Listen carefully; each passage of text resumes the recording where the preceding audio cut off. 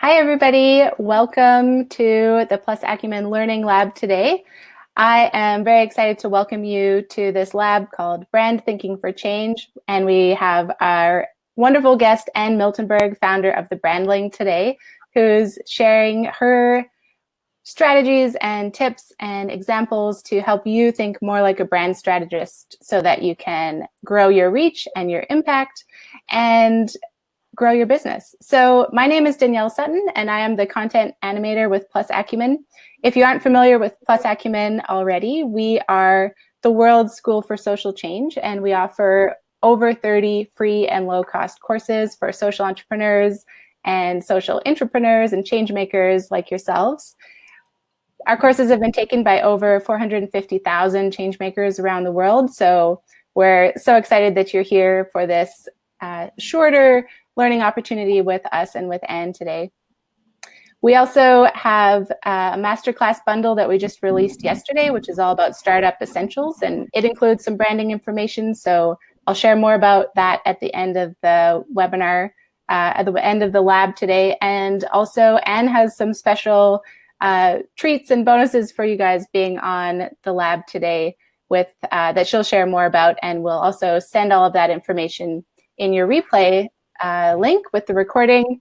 So just to let you know, it will be recorded and you will be able to access this information again. So you can definitely take notes, but just know that you'll be able to refer back to things and get your hands on some of the links and opportunities that we're talking about today. So as I mentioned, we're so excited to welcome Anne. So Anne is the founder of The Brandling, and Anne has over 15 years experience building brands, which is amazing.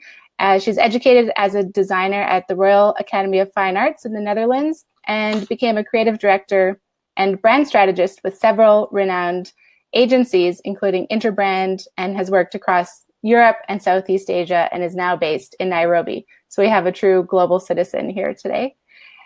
In 2014, Anne left the agency world to start The Brandling and train changemakers to build stronger brands. In the past 5 years, she's worked with over 1,400 social entrepreneurs to help clarify their offer, position themselves in the market, and build and grow their brand. So that's what we're going to dive into today. And you're also the author of Brand the Change, which is a book that goes into all of these ideas in more detail as well. So today we are going to learn to think like a brand strategist. And to structure our session, first, please, as you guys are doing already, introduce yourselves in the chat. Let us know where you're joining from. And if you want to share your organization and your mission, do that as well.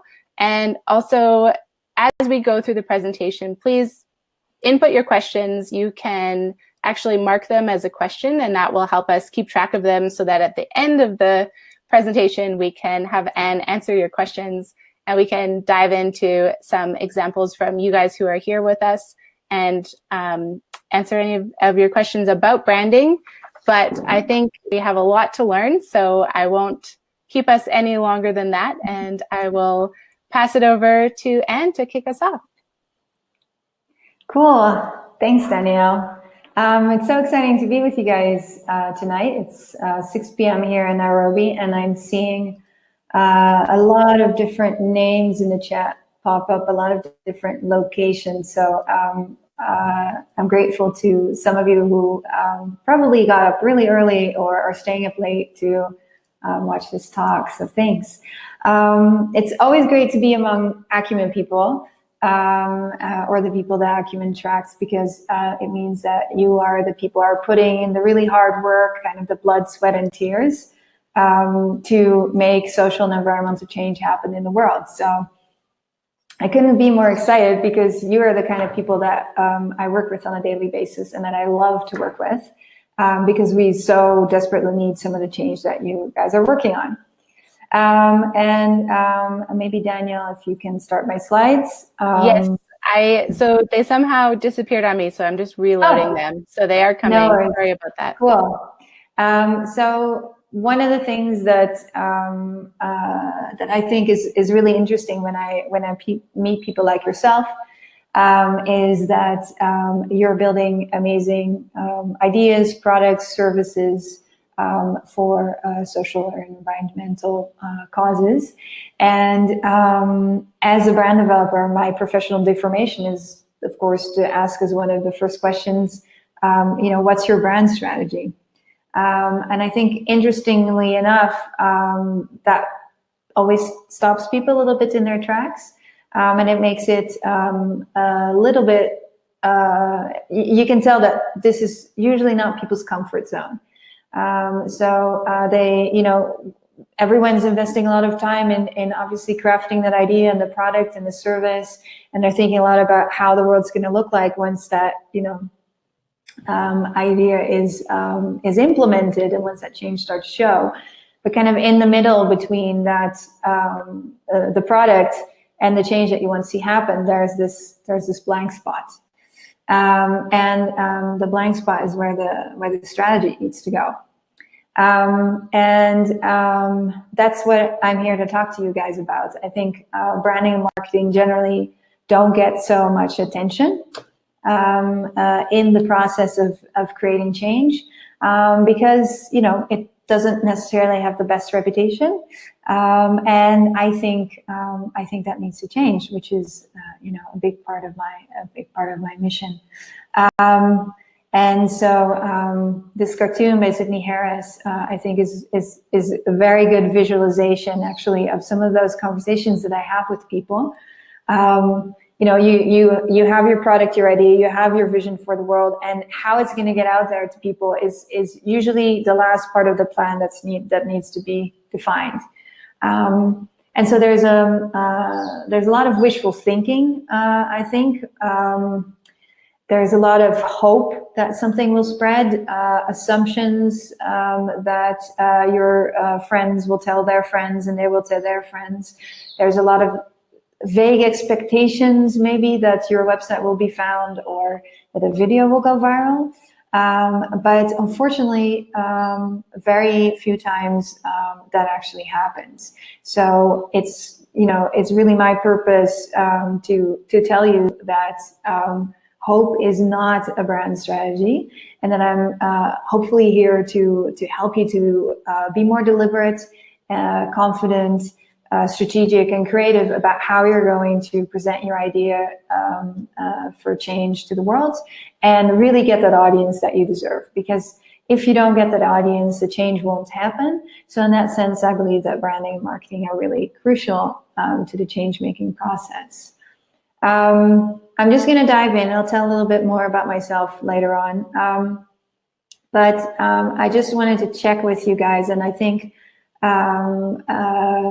looking at the chat, you guys are quite active. So I'd like to ask you maybe to share some of your ideas in the chat about what branding is for you. So what would you say your definition of branding is? I think it's good to start off with that as a group, because there's so many different ways that you could look at this topic. And maybe some of you just want to share something off the top of your head, like when I give you the word branding, what comes to mind? There's no such thing as a wrong answer, so feel free to leave a word or a sentence on what you think branding is. Oh, we're getting so many introductions. Yes, and tons of answers to your question. This is great. Oh, cool. I guess there's so many that... Yeah, I can read a couple off for as you don't worry about getting your grounding in the chat, because it's going really fast. Branding is a gut feeling. Branding is the face we present to the market and the world. It's a North Star that guides the organization. It's what everyone else thinks of my organization. It's how you present yourself to the world and how you're recognized. A management tool, deliberate differentiation, reputation, top of mind in audiences. Those are a few of the ideas. Lots coming in. Cool. Okay, well, you guys are already totally on top of it. I don't need to. I can just stop this call right now. No, so I think those are all really, really good definitions, smart definitions, intelligent definitions. So I think they're important because it really shows on what level you're thinking about branding. The definition that we use at the Brandling is directing how other people think and feel about you. So it's an activity, the activity of brand thinking, the activity of thinking like a brand strategist to advance your ideas for change. And that directing is really important because that word really implies that you're being active, you're being proactive and deliberate about how you want others to perceive you.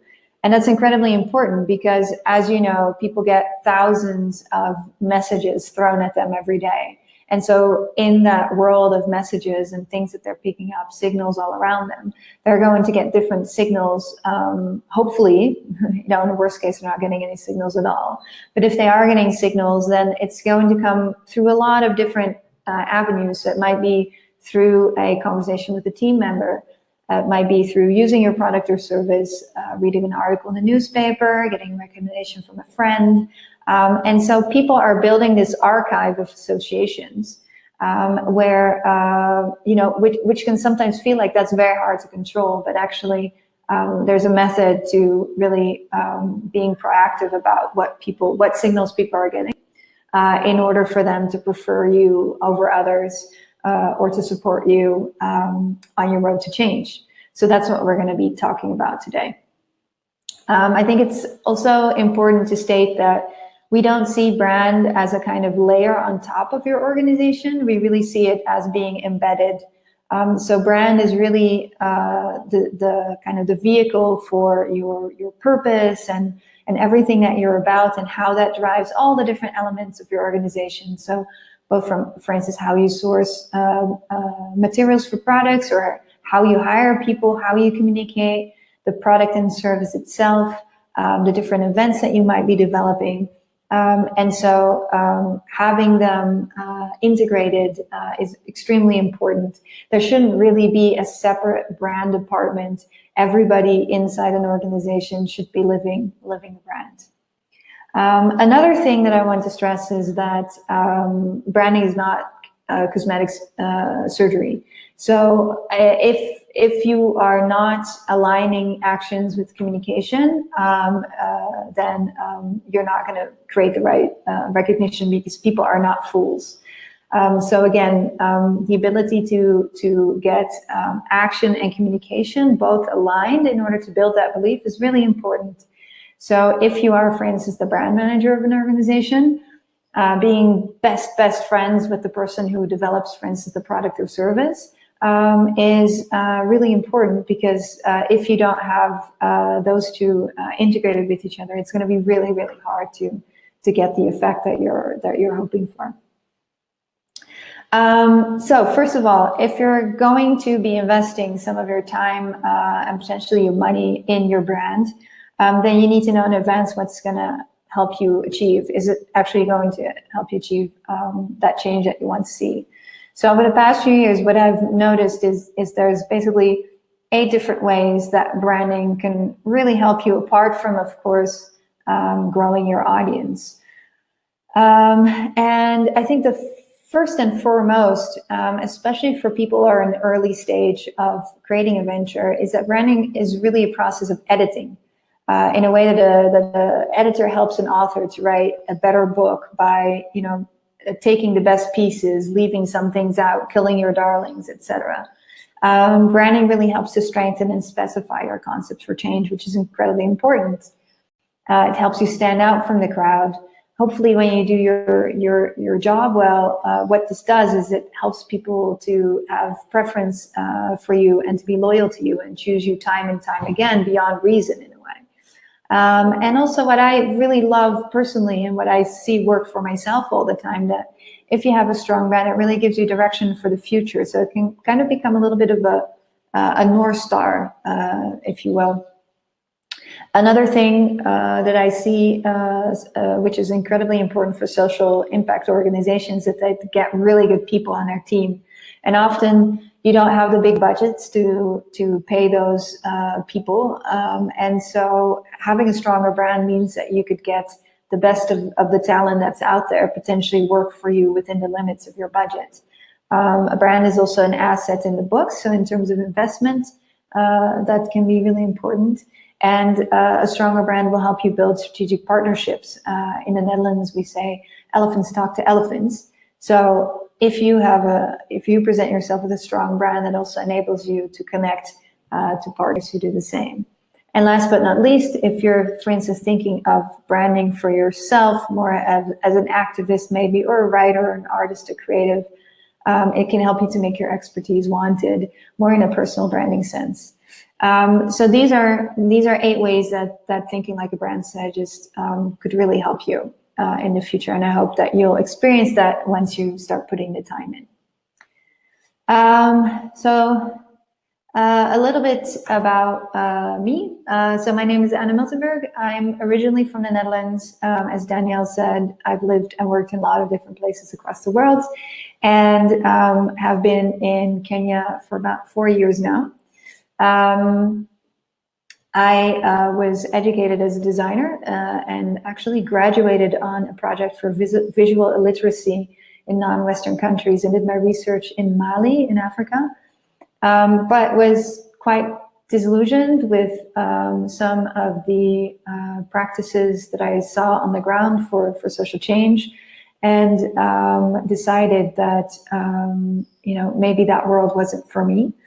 And I got a job offer from an amazing brand agency, and I decided to take it. So I've worked for quite big brand agencies for commercial clients, but also NGOs and cultural clients, and I really enjoyed that. But after about 12 years, decided that wasn't enough for me. I wanted more purpose in my life, which I'd missed, and which I had been so important to me while I was studying to be a designer.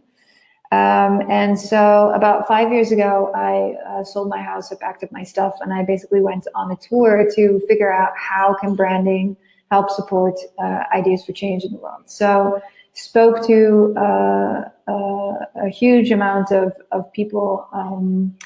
I think it started in Zambia, Tunisia, the Netherlands, Saudi Arabia, the US, and Kenya. About speaking to different social entrepreneurs and what were the challenges that they were facing when it came to building their brands. Started doing some consultancy, but realizing like, I can work with these organizations for a short period of time, but what do you do when you walk out? The knowledge doesn't stay. So I realized that what we need in the world is actually democratization of really high quality knowledge around branding for social change. And so I went on this journey of discovering what is the best way to do that. And so in the past 5 years, I've built a company called The Brandling, which is an education company. What we do is we create content all about strong brands for social change, best practices, case studies, training methods, tools. We have a book called Brand the Change Out, and we've worked with over 2,000 people now across the world, which is really exciting.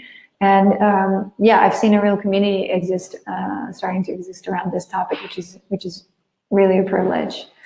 So now I'd love to hear about you, because obviously this format is amazing because we're hanging out with hundreds of people, but unfortunately I can't see all of your faces and hear all of your individual stories.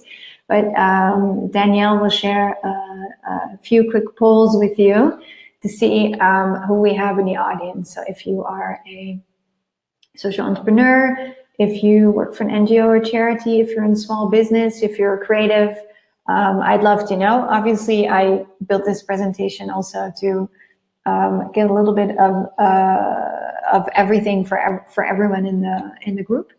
But it'd be good also to know exactly what the composition is tonight. It's amazing to see the numbers wiggle around their averages, but it looks like this is pretty much the split that we have. Can you see the results, Anne? Yeah, absolutely. Cool. Great. It's like a horse race. We have a few corporates too. Cool, welcome. Okay, so we have a pretty even race. So we have social enterprise, we have people from nonprofits, governmental organization, we have creative industry, we have some corporate. That's really cool. Okay, so I'm going to try and give you guys a little bit of examples from all your different worlds, because I know that relevant examples are really important to inspire your learning. Another thing that would be interesting to know is at what stage are you? If you're developing a concept for change, are you still kind of in the idea stage, you're exploring, or are you in the startup phase where actually, you know, you're building the product, you're growing the service? Or would you say you're growing? Oh, cool.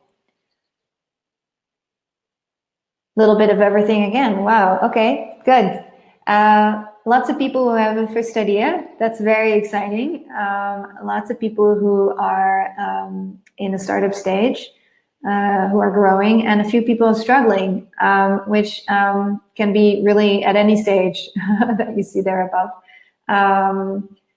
Cool, really good to know. I'll take all this information into account. And for those who are struggling, I know that everyone in this group feels your pain and commiserates. So yeah, sending you lots of love and hope and support that that this talk will somehow, you know, give you a little extra ammunition to get through your struggles.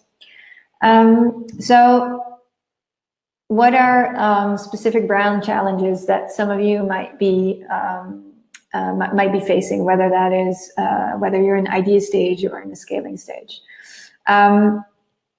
So the first thing that people always mention to me when I ask them that, like, what are your brand challenges? They'll say, well, I don't have any brand challenges because I don't have money for branding. And of course, I think that's fair enough.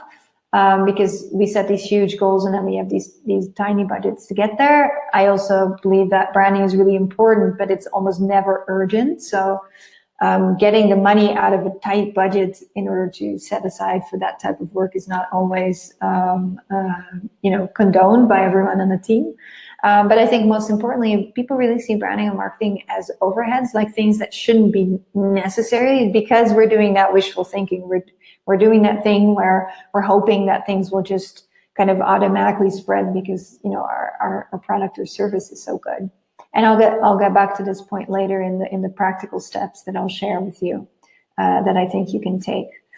The other issue that you have, if you're in the social impact space, very often you're creating something that's entirely new. And something that's entirely new is inherently really, really difficult to create a brand for, because it takes a lot of creativity and a lot of work to, you know, copywriting, designing, to make something tangible. So whether you're creating a new material or you have maybe a new educational methodology, or you create a whole new genre of games, this isn't yet in people's frame of reference. So you're going to have to put in a lot of effort to help people understand what it is that you do, and to place that somewhere in their network of associations. Another thing that I think is really important that we don't talk about so much is that very often social enterprises don't start with a consumer insight. So if you're a traditional business, generally what happens is that you notice, you have this aha moment, you see a problem for a group of people. Like, you know, I need to get fit, but I'm working from 9 to 6. I have time to go to gym. Some smart aleck decides, okay, well, let's develop a product or service to address it, which could be, you know, a 24-hour gym. And then you're going to market that 24-hour gym to the people who had the problem to begin with. But what's very interesting when it comes to social impact ventures is that this isn't so straightforward with us. So what happens with social enterprise often is that you see a problem in the world, and then you're thinking, okay, what is a product or service that I can develop that might address that problem? And then you're going to find an audience to sell it to, but that audience isn't necessarily connected to the problem in their point of view. So let's say, for instance, that you see a problem of overpopulation, and you are developing, for instance, a really cool family planning app that's going to help people make better decisions around family planning. Now, if you take that story and you take it to a group of people, they're not necessarily going to relate to your story about overpopulation, right? So you're going to have to redo the work in terms of creating a customer insight that might lead people to pick up the product and service. So less straightforward than a traditional venture. Another issue is crowded space. For instance, when you look at charities or NGOs, there's a lot of organizations out there all working on the same issues. And what you see is that there's very little strategic positioning. There's lots of conventions, and a lot of, unfortunately, through branding and communication, we're also enforcing a lot of negative stereotypes that exist, especially and particularly about low-income countries, that really we shouldn't be enforcing anymore, in the year 2017. And being put in charge of branding and marketing for an organization in space can just really put these huge creative challenges on your shoulder with very few resources. Those are just really tough challenges. So to the main point of the story is, how are you going to build your brand? Now, as Danielle explained to you, I created an entire book about this topic, and it's always quite a challenge for me. Like, how do I take the 260 pages, I don't even know, and make them into a short presentation, a few quick takeaways that people can get started with. So I just want to go back to what I started the presentation with, which is branding is directing how other people think and feel about you. And that sounds a little bit intangible, like that feels like some kind of spin doctory, mystical thing that you would need to embark on. So I'm going to make it very practical, actually. I'm going to hereby promote you to Chief Branding Officer of whatever concept for change you're working on. And in that capacity, I see 5 main responsibilities that I think are extremely important, and I've tried to describe them as easy as I can. They all sound very simple. They all are quite hard. The first step is to make the what crystal clear. Then to really understand profoundly who you compete with. To know what matters to your audience. To create a really solid brand framework that you can fall back on time and time again, and that really guides those actions and those communications. And last but not least, to find the most effective and efficient channels to grow the brand over time. Now I'm going to take all these 5 of these and dive into them. Starting with number 1, make the what crystal clear. So very often within the social impact space, everyone talks about leading with why. We know the golden circle concept. We're always told that people will, people come to you for your purpose. And I am not disagreeing with that. The only thing that I can tell you is, after having worked with 1,400 people one-on-one in the past few years, it's very often a lack of a clear what you offer that actually is the problem with the brand that you're trying to create. And I've just taken a few examples of some what's from organizations out there creating change. So straight from their website, you might recognize them. I've anonymized them a little bit. We are X, a sustainability crucible for cradle-to-cradle concepts and circular economy research, enabling environmental activists to empower communities. This is one that always gets the most laughs during our trainings. But obviously, when you see a sentence like this, a few things happen, at least in my head, is I'm deeply trying to make sense of what I'm reading. So I'm deconstructing the jargon. I think I have a sense. I have some empathy for the people who wrote this. So I'm trying to figure out, am I their audience? Is this something that I need, etc. If people need to go through that amount of reasoning in order to figure it out, they need to really already be invested in you.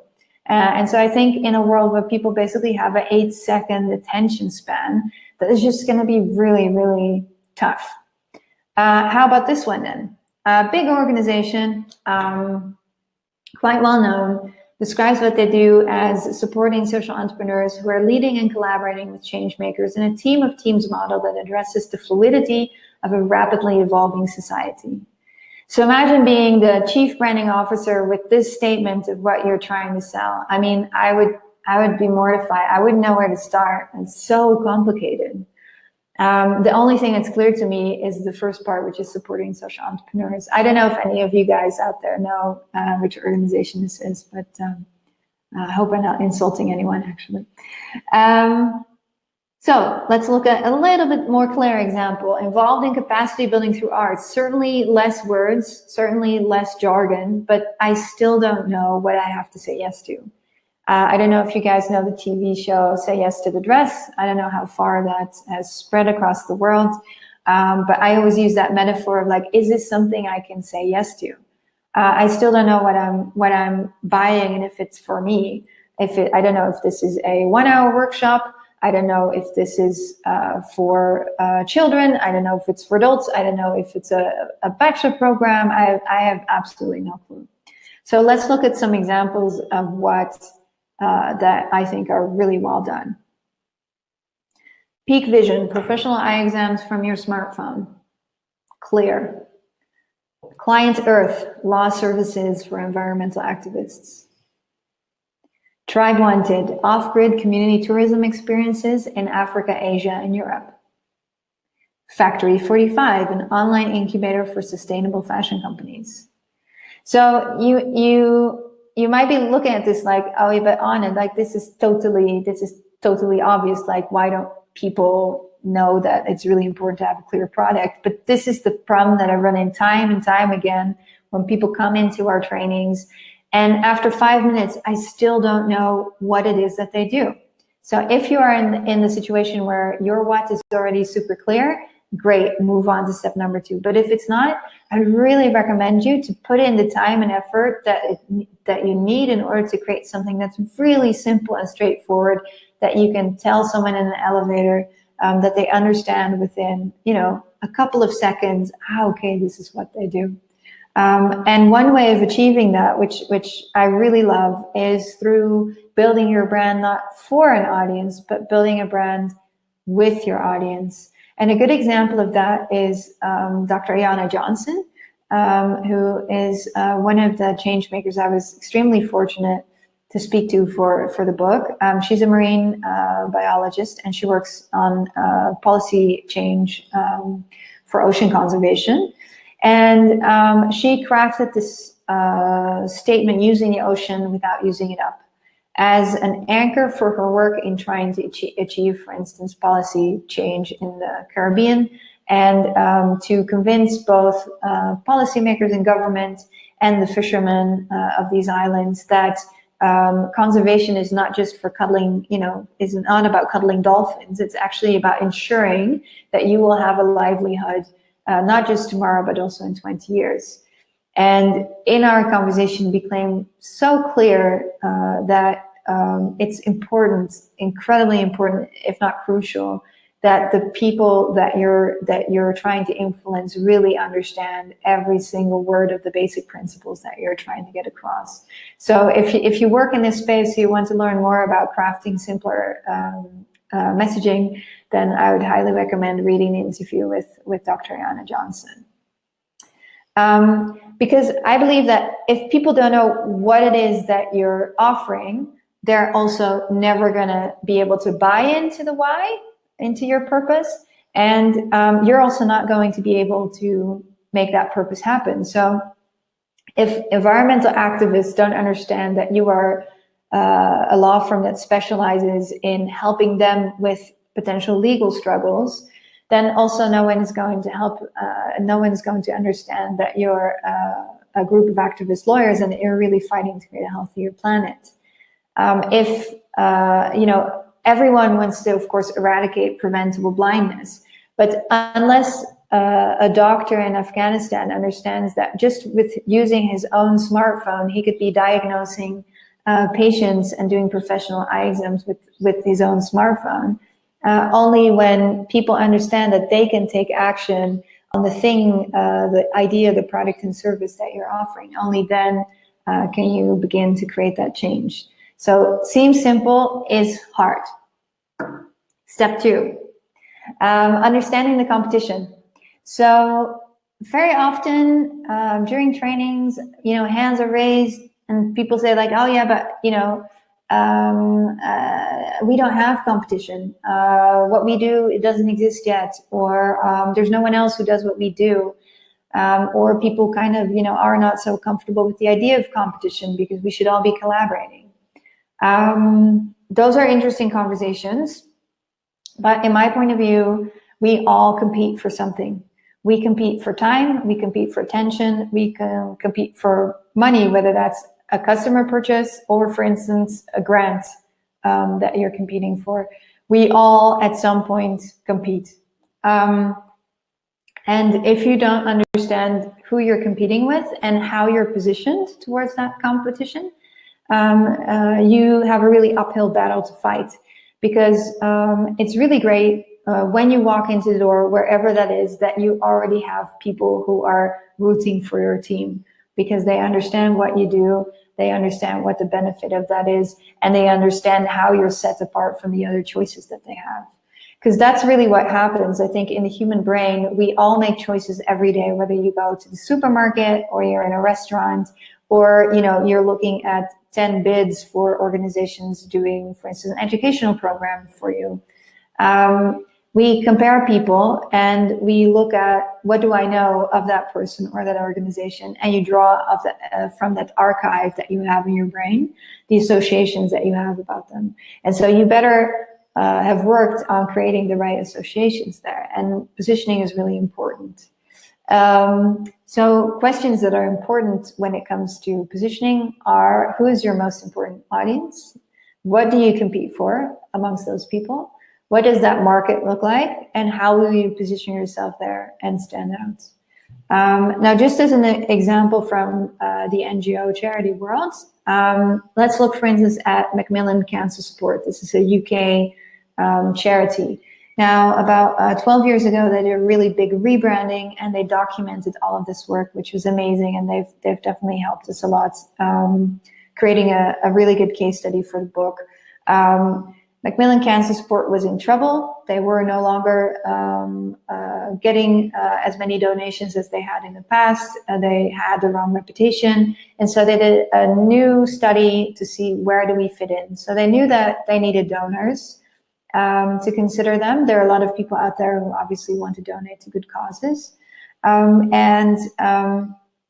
So they knew that in the UK they were competing with some quite big brand names in terms of other charities, but they also knew that they wanted to matter primarily to people who wanted to make a difference to the topic of cancer. And so they looked at all the different organizations working in that field and realized that we have people who are working on curing cancer. That's not what we do. That's not what we're good at. We're, of course, helping to fund some of that research, but it's not our core competency. Then there's organizations that do end-of-life care. That's a part of what we do, but it's also not what we're best at. And so they decided to focus completely on people living with cancer and supporting them in the best possible way. And I think that is a really important positioning, because that leads both how you develop all the products and services for people living with cancer. It says something about the communication that you're putting out there for people. It serves as a really good guiding force for, being a force for life and being a positive source of support. And that really helps them to stand out within all of the field of cancer charities. And as you can see also, positioning is of course connected to visual identity. So how do you visually stand out from the crowd as well? Now, just one tip, because this is a quite conventional example of competition, but I really like to encourage everyone to not just think about similar products or competition within a similar sector, but really check for your competition at time of use. A few years ago, I had a really interesting conversation with the head of a human rights museum. the director. And it's not easy to be a human rights museum.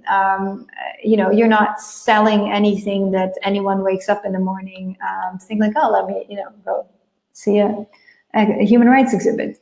And so I asked her, who's your competition? And she said, well, we have no competition. We're the only human rights museum in town. And of course she's right, and of course she's wrong, because yes, she's the only human rights museum, but she's not in competition with other human rights museums. Her audience, her biggest audience, are families who are looking to do something on a Sunday afternoon that's educational.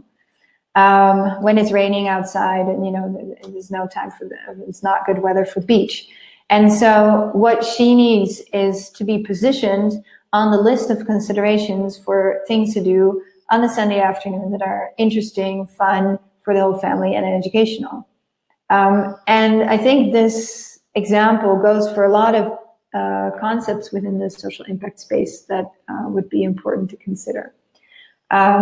So if you have an unconventional product or service, or you have a conventional product, make sure to think about your most important audience and what are the considerations that they make, because you might be playing on a whole different field than you think you are.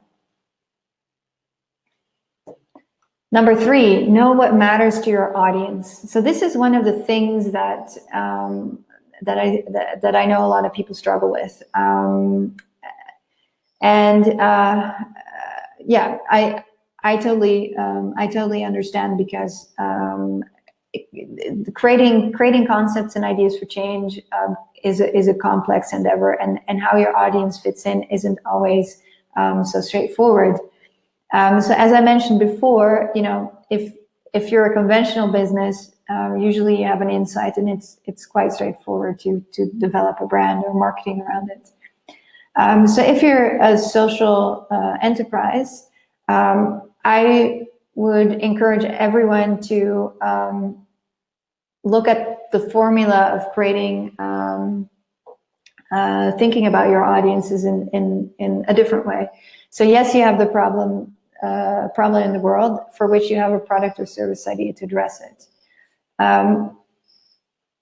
But now, once you know for who that product or service idea is the right fit, you can go back to doing audience research and really understand what are the pains in their life and what are the gains that I can create as an organization or product or service in their life, and then sell it to them in a way that matters.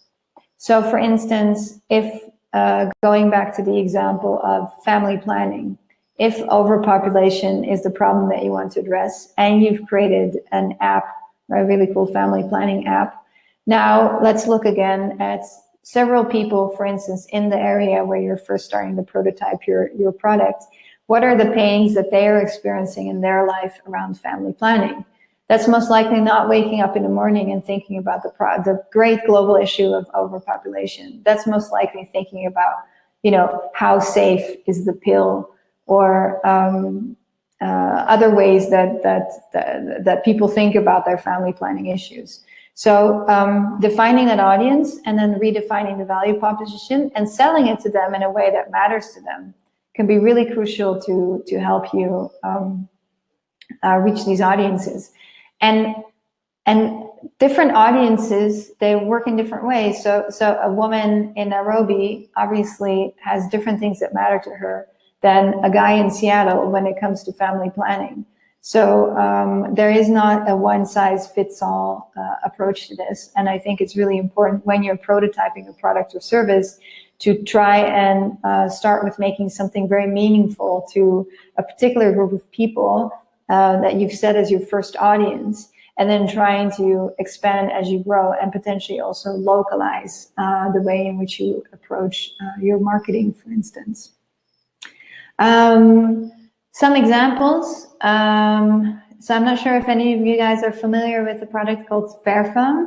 It's an incredibly courageous, amazing product created by a Dutch designer. It's already about, I think, 10 years old. it's this idea that, first of all, the minerals in our smartphones are unfairly sourced with conflict minerals, and second of all, that all these smartphones that are being created become obsolete, end up on a rubbish dump. And so he designed this idea for a modular smartphone that you can take apart, and whenever there's a better camera, replace the camera, or wherever there's a better processor, replace the processor. So what you're seeing here is a snapshot from a video, and I often use this during trainings as an example, because I think it really shows a good example of, does this matter to your particular audience? So if you're saying that the value proposition of this product is that it's designed to repair, then you're assuming that there's a huge group of people out there for whom the issue that their phone cannot be repaired is a great issue that would convince them to buy your phone over another phone. But if you would ask me, what do you think matters to people? It's not a phone that can be repaired, it's a phone that never breaks. So I think this is a good example of something where it might be good to go back to the drawing board and really look at, okay, what are some of the issues that people are experiencing around their smartphones that we're addressing, and how could we tap into really big customer pains in order to create messaging in the marketing and the branding materials that actually would appeal beyond just a very small audience of, the tinkerers and fixers that we have in the world. One of the examples that I always love is Soko, which is a jewelry brand here in Nairobi. We have a case study with an interview with two of the founders in the book, and they really impressed me with how they approached both the brand development from a communication point of view as well as the product point of view. So they started as a kind of, Etsy for Africa, so a platform where they enabled local artisans to sell their products to the rest of the world, which is really important for as a market, and also as a way to make a bigger margin on the products that they create.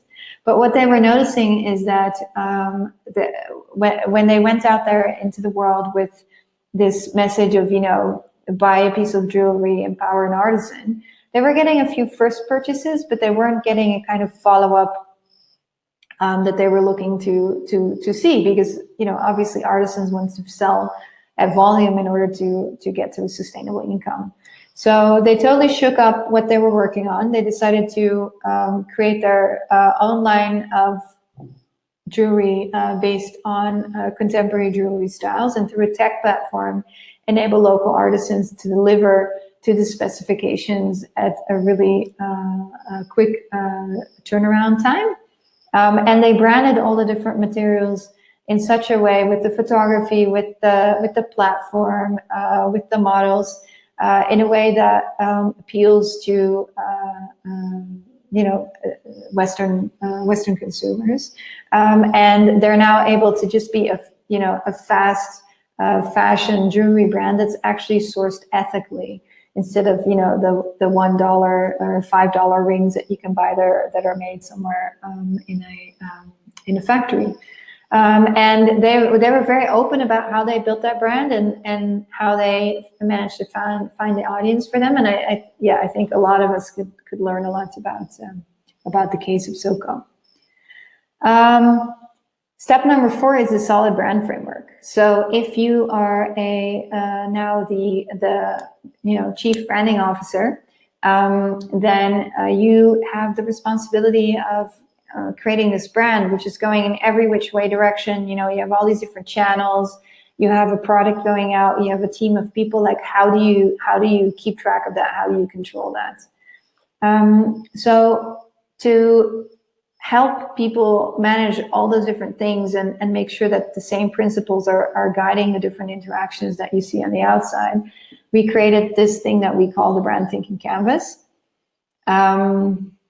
I know what you're thinking, like, oh my God, not another canvas. I totally agree with you. I hate it myself, but here we go. We have a canvas. We've been using it for 5 years, and I think it works really good. If you're tired of canvases, please, I hear you, but give this one a go. It's really powerful. So what we looked at is what's an easy way to think about branding. It's really thinking about the human anatomy. So you have a core, which is your character, your beliefs, your personality, and then you have a brand identity, which is, you know, your skin, the way you dress, the way you sound. And then you have all the interactions. So that's the space around you where you come into contact with people. And this model works really well as an analogy for branding. So the brand thinking canvas is what you're seeing here on the screen, and it has 3 different rings. So first there's the core. This is the inside that translates to an identity, and both that internal and the identity then translate together to different interactions. These different circles cannot be taken apart. They don't stand on their own. They're interlinking vessels, so to speak, corresponding vessels. So let me take you through an example of such a canvas filled out for a brand. So I'm not sure if you guys know Sugru. Sugru is a moldable glue. It's made by an Irish inventor. Her name is Jane, and she has a very complicated Irish last name, which I won't dare to pronounce. And she realized that her product was able to fix things that otherwise were being thrown away, and she was looking for ways to actually combat the throwaway culture. Imagine that you're a brand developer and you're getting this piece of gum on your table, like, okay, help me sell this. It's probably one of the toughest brand challenges, I would say, that you would ever get if you're in the field of branding. And I think they've done a really spectacular job of creating such a silly thing as a little bit of moldable rubber to bring that to life. So this is what a model would look like, for instance, if you would be creating a brand for yourself. So we've done this analysis just to give you a sense of what you could be doing as well if you're building your own brand. So let's dive in a little bit closer and go to the core. So the purpose of this product is to get people to fix things instead of throwing them away. And so their vision really guides everything. The fact that they want the world to shift from a throwaway culture to a fixing culture, where Sugru is in everyone's fix-all kitchen drawer. In order to get to that world, their mission is to help people fix things and enjoy tapping into their creative potential to solve everyday problems. So if you're just selling people moldable glue, there's going to be a moment where they don't yet know, what do I do with it? So this brand's ability to inspire people to get creative and think about, oh, that ski boot that's rotting in the garage, or that little thing in the dishwasher that got broken, and now I have to, buy an entirely new dishwasher because there's this stupid plastic thing that can't be fixed. These are the things where people now have to think, aha, I need Sugru. What you then, so once you have that core set up and you understand, okay, these are the promises that I'm committing to make with my product. So Sugru is the first moldable glue in the world that has superpowers. It helps you put plastics, ceramics, rubbers, and other materials back together. We help reduce waste by repairing and improving products. Really simple promises that you're committing to deliver and that you're going to be disseminating through everything that you do. This inside you translate to an outside, so visual identity. And interestingly enough, very often when you do these case studies, things seem very obvious, but that's looking from kind of an advanced point, like you're further in time, so things look very obvious. When Sugru started, they didn't look like what they look like today. Nowadays, when you see their brand, you'll notice a piece of Sugru is the logo. All the different elements of the visual language are handmade. what we're seeing is photos of the product actually in action, the different things that people have fixed with Sugru that are actually contributed by their users. All their verbal identity, for instance, about a tone of voice that's fun and easy, that's really encouraging, like a cheerleader helping you to fix stuff. Really getting people to understand, aha, this product is something that I can use and I can use time and time again. And then in the outside ring, what you're seeing is that both that core, so the big vision, as well as the things that you're committing to deliver, as well as the identity, they all come together in all these different interactions. So the products, they all really, they're very sympathetic, they're playful, they look handmade, even though, you know, it's a very professional looking product. The products come with little booklets with inspiration on how to use the product. If you go into a do-it-yourself store, which I think is not the word you use in English, do-it-yourself store, but you know what I mean. You find points of sale that have all the inspiration of what you can do with it. They go to fixer fairs. They have a fixer manifesto. They have a YouTube channel that's dedicated to all these different fixes. So they have actually Jane, the inventor, her husband, creates these videos of all the things you could do with Sugru. They have a platform that instead of just showing like this is the product, buy the product, it actually shows all the different applications for Sugru. So whether it's in the kitchen, in the bathroom, for play, it's a catalog of possibilities. Now, for partnerships and collaborations, Sugru has never really invested in big brand names to be partnered with. Instead, what they've continuously done is invested in their community of fixers. And they have now twice raised millions of pounds to expand the company through crowdfunding. And I think that really speaks to how much people love the brand. And so in terms of how you can bring this brand to the outside world through, for instance, people, talent, and behavior, obviously Jane, the inventor, is a really big spokesperson for the product. And I think she gets a lot of people love her. Her husband is the same kind of goofy example of, a fixer. But they also have this huge community of fixers that are a part of the community. So if there's any way that you could think about building communities around what you're creating, I think Sugru is a really great example to look at. So now as a chief branding officer, you have created this canvas for yourself, right? You have all these different avenues. Yeah, you are human. You have only a limited amount of hours in a week, a limited amount of money in the bank. What are you going to focus on? And I think this is a long-term responsibility to keep in mind that it's always going to be your role to find the most effective and efficient channels to grow your brand.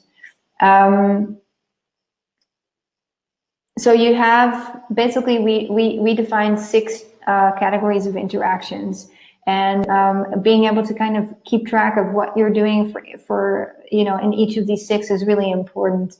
And I want to give you an example from my own practice in the past few years that I think really speaks to this. So I was working as an interim brand manager for a small social tech company.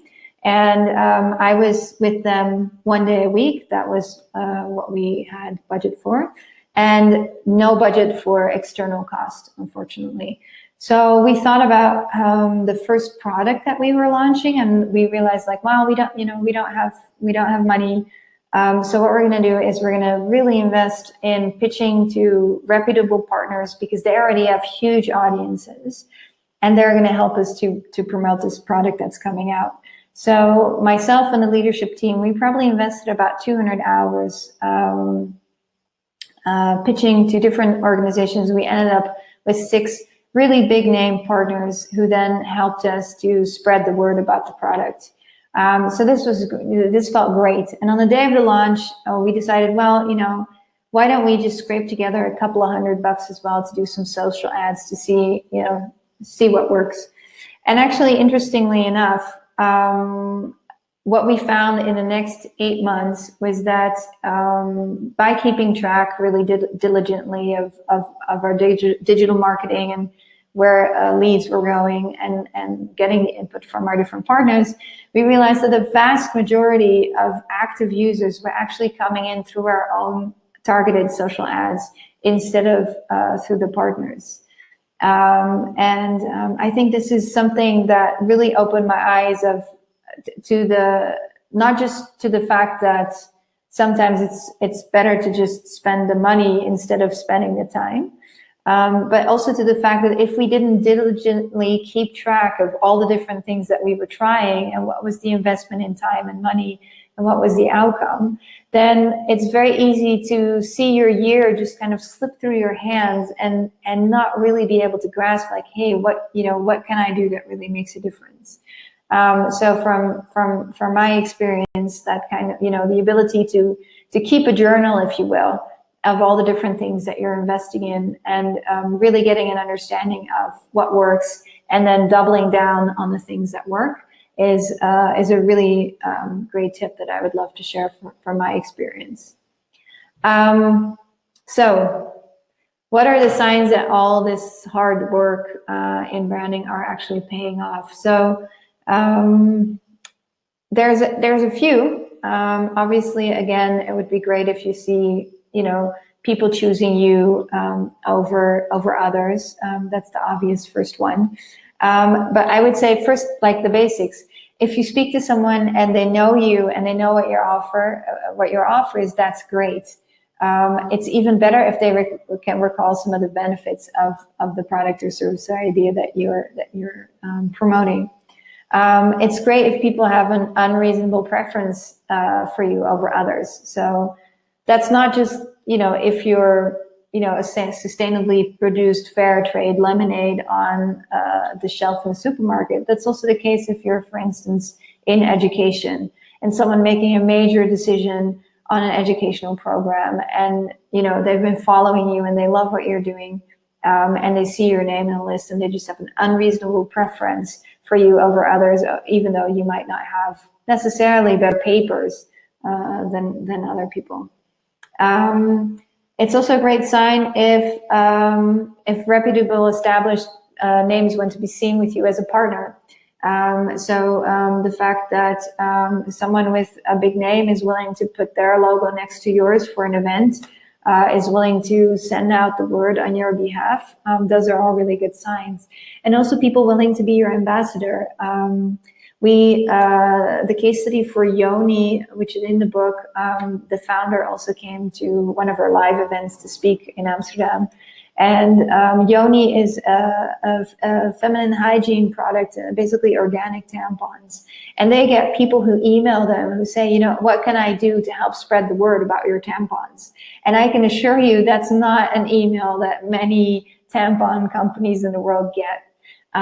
So having a strong brand really does a lot of the heavy lifting for you. And last but not least, I think, again, like if you're going to create change, you're going to do that by working with really awesome people. And if you're seeing that job applicants, for instance, are starting to cite the brand as a reason to apply, you're on a good track. So Macmillan, for instance, 2 years after the rebranding, made sure that in their HR process, the question of, why are you applying with us was in the application process. They heard that 52% of the applicants were citing the brand as a reason to apply, which is amazing. It's not the end all of everything, of course, but if this is what your investment actually end up doing, which is building an amazing culture, work culture, and getting amazing talent in, then it's been really good use of your time and money. Now, I imagine a lot of you in this group actually have great tips and experiences yourself. I am, of course, in this situation asked to talk about this topic, but I've also seen a couple of people who I know are extremely knowledgeable on this topic as well, present here. So definitely feel free to present yourself in the chats as well if you have tips, ideas, websites you want people to visit. make yourself heard, because I'd love to hear what you're working on, and that would be it'd be great to share these ideas with you. So branding is not for one time. It's something that you're doing all the time. You know, by the time you feel like you've gotten a grasp of implementing that foundation that you've created, now there'll be a chance to refresh. So see the brand building process as an everyday thing that needs to involve your entire team. And I wanted to get back to that topic of money, because I think this is really crucial. The way people talk about investment in branding is so crucial to the kind of effect that you can help create. So, like I said before, there's a lot of effort that people put into creating a great product or service for change. And then there's very often at the end of that process, there's this little sliver of time and money reserved for finding the audience. And that's a shame, because I think if we instead looked at this entirely different and say, we're going to invest as much time and as much money in building a great product as we are in finding and growing that audience, I think that's a great way of approaching building products for change. Because if you're not finding that audience, the idea for change is never going to happen. So being able to align product development with brand development, and not thinking of branding and marketing as something that comes in at the end, you know, that really we should reserve some money for, but we don't really want to because we should be putting the money in the product. We need to think about that entirely different. So my tip for you, if any of you, for those 25% of you who are on this call who are still in the idea stage or in the startup stage, like integrating brand development with product development and using these different points in the process. For instance, you're doing user or client research. That's also an opportunity to actually reach out and treat them as a brand audience and already learn as much as you can for your branding and marketing process there as well. If you're working on defining the product, that's also the moment to start engaging people in conversations about the clarity of how you're presenting that product or service to the world.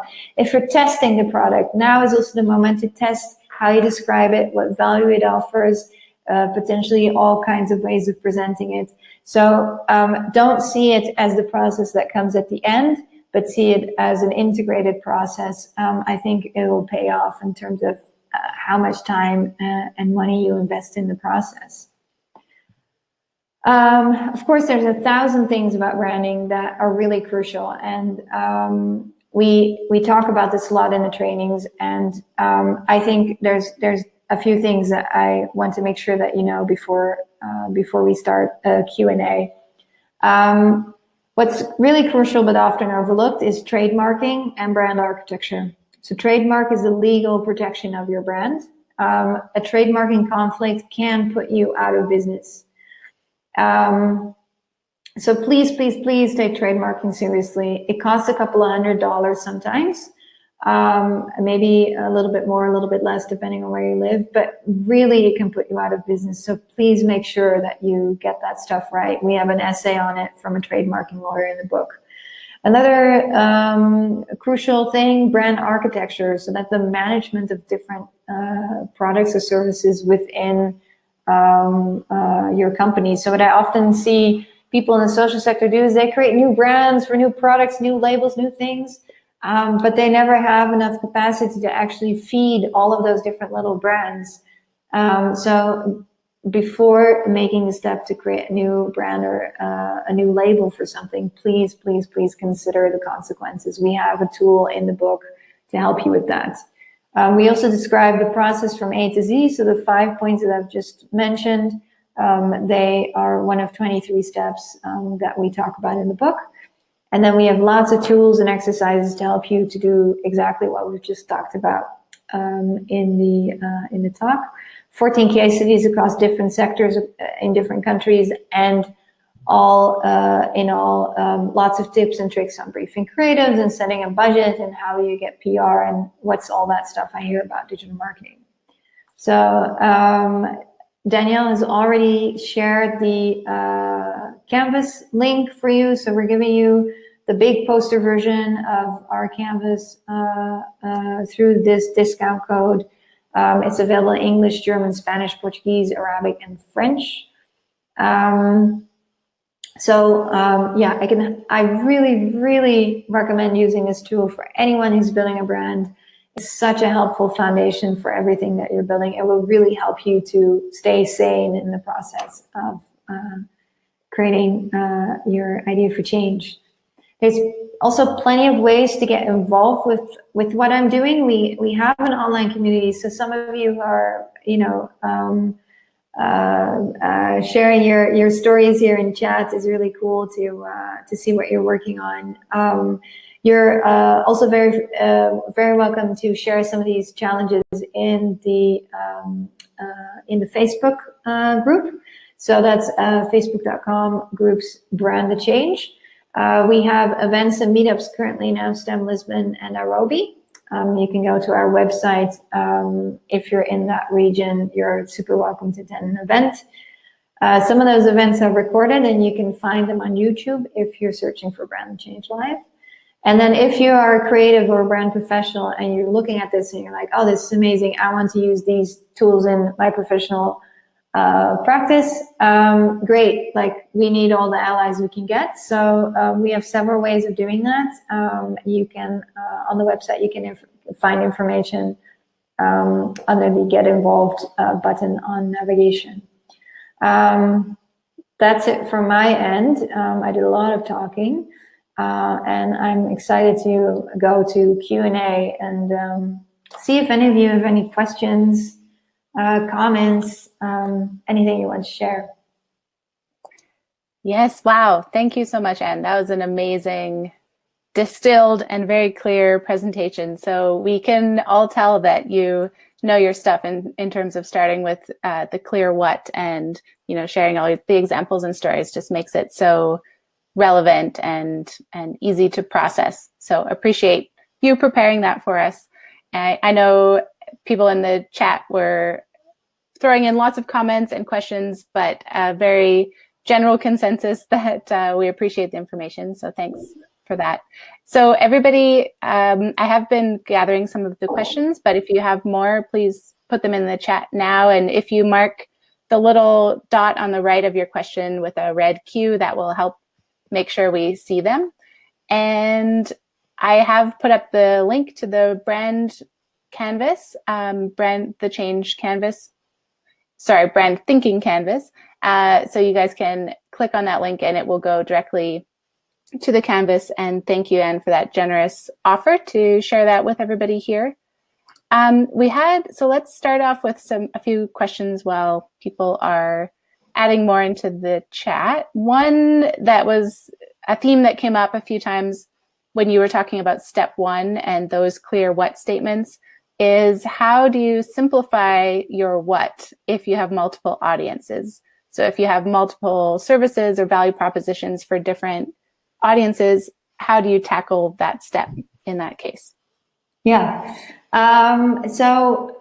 This can be, if you have multiple audiences and multiple services for different audiences, I think what you can do is the following. So you probably have, for all those different audiences and services, you have one big vision.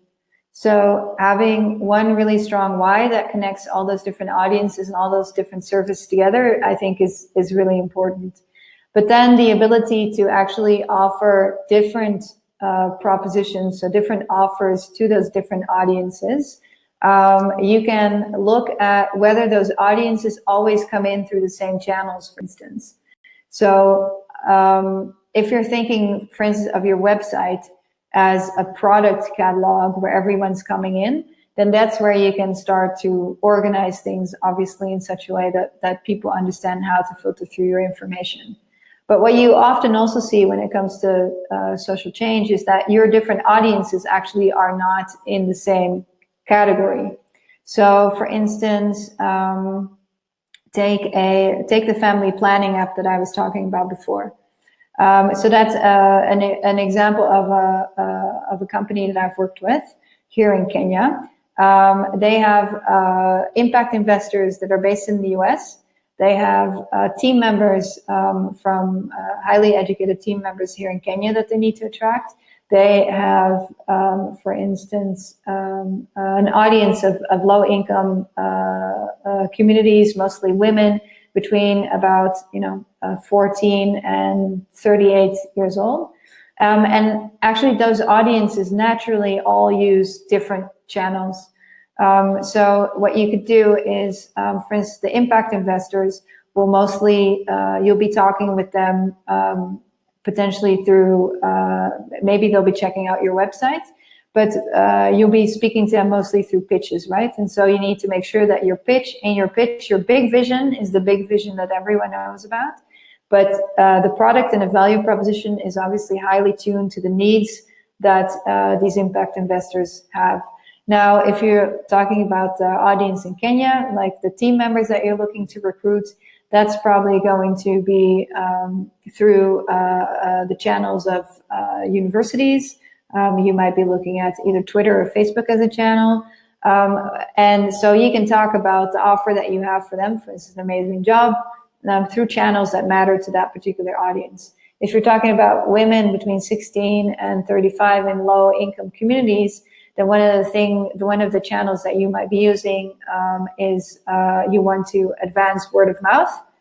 So women sharing this information among women, and so using some kind of technique through SMS-based referrals, or doing community events in informal settlements here. So again, understanding that within the big picture, there are several different groups and several different channels that you could be using. Could be one way of looking at that. Excellent, thanks. I know that's a big question too to tackle in a Q&A, but I think it helps give people a starting point. Davina has a question. I'm going to try a feature here and see if it works to broadcast the comment. I'm not sure if you guys can see, but it just helps us keep an eye on the question. So Davina says, I wonder if the process is similar when the brand is selling an idea or promoting desired actions. So for example, in the fisheries space, and that came in when, again, we were talking about the what and the why. So the products might be a little bit easier to have a very clear what. When we're talking about ideas, how do we distill that into something concrete? Yeah, so I think if you're promoting desired actions, so for instance, behavioral change, I think when we talk about brand, what I would focus on is building the brand around the organization or the entity that is sending out this request for desired actions. Whereas the process of getting people to change, to take those actions, I would consider more of a campaign. For instance, if you're Dr. Ayana Johnson, there is one overall theme, again, that you want to be recognized for. So you want to be recognized as, for instance, I'm not saying this on her behalf, just I'm fictionally or just using my imagination. Say she wants to be recognized as the marine biologist who's, on the side of policymakers and fishermen to create conservation policies that work for all the different parties involved. You want to build that reputation through for instance, the process that I've just explained. But then if Dr. Johnson would need people to actually say yes to a particular set of actions or to change their behavior or their mindsets about a particular thing, I would consider that the ideas that you would put out there through a process of a campaign, whether or not it needs to, be a very traditional campaign like you imagine with posters and signatures, etc., or something more unconventional. I would leave to someone else to decide. But yeah, it's a good point. I don't think they are necessarily the same process. I do think that sometimes ideas require a particular frame. So, for instance, I was working with a co-working and co-living organization recently, and they realized that they needed an entirely different way of describing what they were doing. And so they created a new frame around the idea that they had, and that's having that kind of brand thinking process around their idea really helped to clarify the concept. So even though they didn't go through all the 5 steps, creating the brand framework helped them to articulate what the idea was to begin with. Great, thank you. We have another question from Kristen. Let me broadcast it again. So if you work at an organization where you have a fluffy what, how do you go about convincing the organization that this is a problem they need to fix today? So kind of becoming that brand strategist champion in an organization and getting the whole team on board. There was a few questions around this idea. Yeah, great one. So I've often heard founders and co-founders complain about how many demands there are on their time. It's incredibly tiring for them to have to explain time and time and time again to people what it is that they do. So if you're working in an organization where you can find out that the founders are just sort of drained by the energy it takes to get to even the point of being considered, because the what just isn't very clear, then you can tap into that personal pain sometimes. So I've had a bit of success with that in the past where I was working with a founder who just kept sending, really long emails to explain to people what the concept were that they were asking support on. And we invested a couple of $1,000s into creating, first of all, that really clear what, but then also a short video that explained basically in 2 minutes, so that now he could send out an email saying like, okay, this is who we are, this is what we do. If you want more information, check out this video. And he was immediately incredibly relieved. So I think if you can find some of the human motivations behind the pain that a fluffy what can cause, that might be a nice inroad to getting people to support your efforts to prioritize it. Excellent, thanks, Anne. So there's a couple questions coming about downloading the slides, and just to let you know, you will get a link to the replay, the full recording, the video by email, but we're not sending the slides out specifically, but you still have access to all the information via video. And the link to the brand thinking canvas plus Anne's Facebook group are all going to be in that email as well, because a few people are navigating the links and finding these resources. So just want to clarify that for everybody while we look at the next question. So let's see. Gerson asks, how can we tap talent to institute brand thinking? So maybe that's a bit of an overlap with the last question, but do you have other ideas about mobilizing time and talent around these branding goals? I'm not sure if I understand exactly the question. So I would read it 2 ways. So is it about getting more talent on board to conduct brand thinking inside an institute? Or, sorry, maybe I'm not following. I think it's to apply, but Gerson, maybe you can, let's table this question, and if you're still here, if you can clarify exactly what you mean by that, we'll come back to it. Sorry, Gerson. I'm sure it's a super intelligent question, and I'm just being blonde about it. It's good to get more info. Now, I saw one question also about why not first the why, about the investors. I think that's an important one maybe to sure, yes, let's answer that one. Address. So I saw a comment like why first the what and not first the why, because why is important for investors. I'm not saying that why isn't important. I'm absolutely saying that if you don't have a purpose, you're lost. What I'm saying is that very often people have a great purpose, but they don't have a good definition of the product or service that they're offering. So in all of the 1,400 people that I've worked with, I found that purpose generally isn't the issue. So I would say maybe step 0 is define your purpose if you don't have it yet. But most people, they actually do have that. So they have a pretty good vision for the future. Therefore, I think in all of the voices that are always going out there in the world saying, you need to do your why, you need to do your why, you need to do your why, I would actually say, no, let me just make a little bit of a counter argument of like, okay, yes, why is super important, but don't forget your what. Because an investor, of course, yes, they invest in your vision, but if they don't understand what the vehicle of that vision is going to be, they're not going to invest in you. And you're also assuming that because the purpose is a thing that's very interesting for social impact investors, for instance. But if you have a really strong product or service, you don't have to limit yourself to just impact investment. You could also go for different types of investment. So I think the statement of first taking care of your what mostly comes out of my observation that this is something that I think as a sector we could really spend a little bit more of attention on.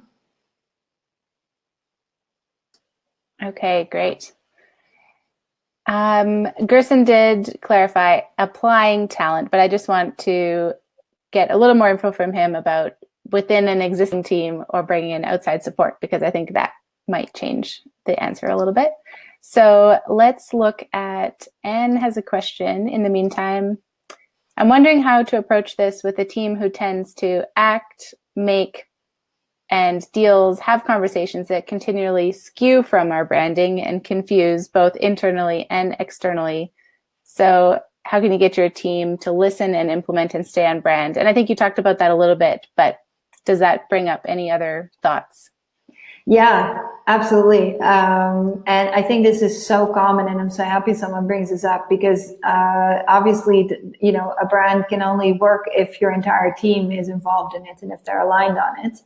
And I think the first thing to do is to get especially a leadership team together to make sure that this issue is clear and on the table, and to talk about what effect the constant flip-flopping has. First of all, if everyone's aware of that, and second of all, what it has. And then, for instance, a canvas like the one I presented just now is also a really great tool to actually get together and to say, let's create this canvas with the leadership team. And as a leadership team, we're going to decide to put our signature underneath this thing that we're actually going to commit to stay on this plan. Now, I know that's a lot easier said than done. I don't believe in fairy tales, and I've been in workshops, for instance, with five founders, which is quite rare, but an organization with 5 founders who had radical different visions, radically different ideas of where they wanted to go, and that's just, that can be really tough. So I don't have the magic solution for it, but I do think that having creating a canvas together helps to effectively also put all the different options on the table and have people make decisions on them in order to get to some kind of consensus. I also could recommend the book Living the Brand by Nicholas Int. I'm not sure if you've heard of it. It's a really great book by, I believe, a Swedish marketing guy who talks about how bigger organizations deal with living that brand in every different aspect of organization. And I've seen really good tips in that book as well, so you might want to pick that one up. Excellent. So we have tons of questions. We won't be able to get to them all, but I'd like to wrap up with 2 more, and we are very close to the 90 minutes, but the time flew by.